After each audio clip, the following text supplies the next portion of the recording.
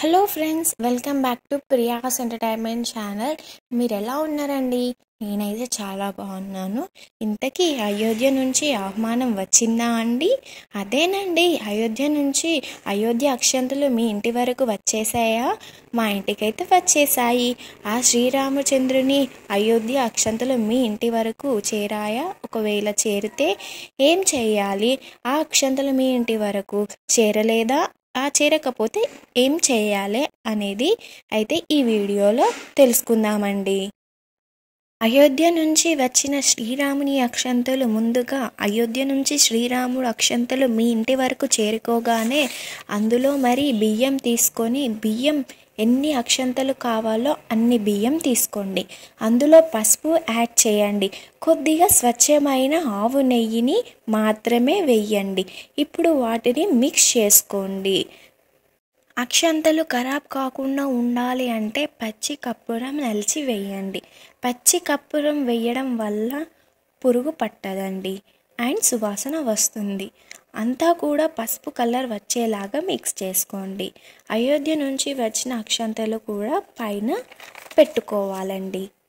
తర్వాత అయోధ్య నుంచి వచ్చిన అక్షంతలతో పాటు ఇలా రాముల వారి పటాన్ని లేకపోతే రాముడి వారి అయోధ్యని చూపిస్తున్నట్టుగా ఒకే ఫోటో అయితే ఇస్తున్నారు కదా అండి, ఆ రెండు దేవుడి మందిరంలో పెట్టుకోవాలండి. అయితే ప్రతి ఒక్కరం అయోధ్య వెళ్ళలేం కదా.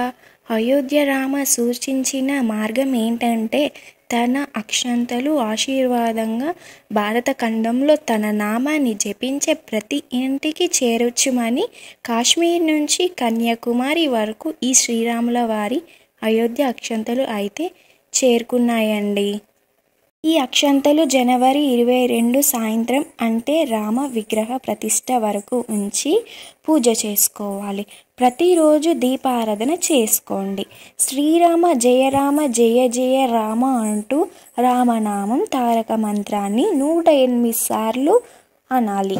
లేదా కుదరకపోతే 13 సార్లు అయినా మనం కలుపుకున్న అక్షంతలతో పాటు ఈ తారక మంత్రం చెప్పుకుంటూ జపించాలి.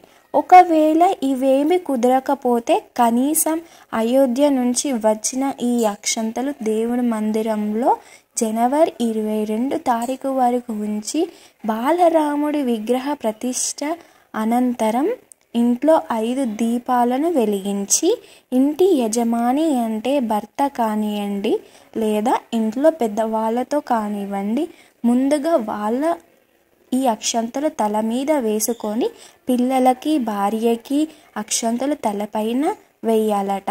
5 దీపాలని ఆ రోజే సాయంత్రం అంటే రామ విగ్రహం ప్రతిష్ఠించిన తర్వాత సాయంత్రం 5 దీపాలని వెలిగించాలి, పూజ చేసుకోవాలి అట. అయితే మిగిలిన అక్షంతలు దేవుడి మందిరంలో ఉంచి కొన్ని అక్షంతలైనా బయటకు వెళ్ళినప్పుడు కానీ లేదా ఏదైనా ముఖ్యమైన పని మీద వెళ్ళినప్పుడు కానీ అక్షంతలు తల మీద వేసుకొని వెళ్ళొచ్చు.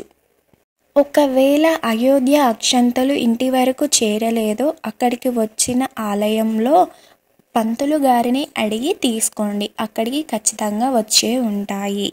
నాకు తెలిసిన చిన్నపాటి ఇన్ఫర్మేషన్ని మీతో షేర్ చేసుకున్నానండి.